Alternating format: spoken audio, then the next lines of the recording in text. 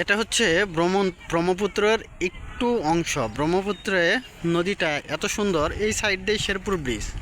আমরা কিছুক্ষণ আগে এসেছিলাম, শেরপুর ব্রিজ পার হইলাম। শেরপুর ব্রিজ পার হওয়ার পরে এই দিক দিয়ে একটা রাস্তা আছে, নিচ দিয়ে একটা রাস্তা, এই নিচ দিয়ে রাস্তার পরে এখানে আমরা আসছি।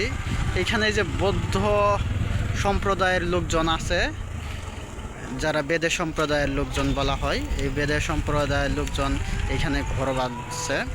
অনেক ছোটো করে ঘরগুলা, বেসিক্যালি ঘরগুলা দেখতে কিন্তু অনেক সুন্দর হয়। দেখেন ওই বৌদ্ধ সম্প্রদায়ের লোকজন কিন্তু এখন সোলার প্যানেল চালু করেছে। তারা কিন্তু এই সোলারের সাহায্যে মোবাইল ফোন আদার্স মনে হয় কোনো কিছু চার্জ দেয়। আর এই নদীটা এতই সুন্দর, যখন পানি থাকে এখানে তখন অনেক সুন্দর দেখা যায়। আর এইখানে পাইলিং করে দেওয়া হয়েছে যাতে নদীর বাঁধটা ভেঙে না যায়। অনেক সুন্দর করে বাঁধ করে দেওয়া হয়েছে। রাস্তাটা কি বলবো, অনেক চার্মিং, দেখতে অনেক সুন্দর। এই যে জামালপুর শহরে এখানে একটা প্রাইভেট কার আসতেছে, পাশেই ধান ক্ষেত।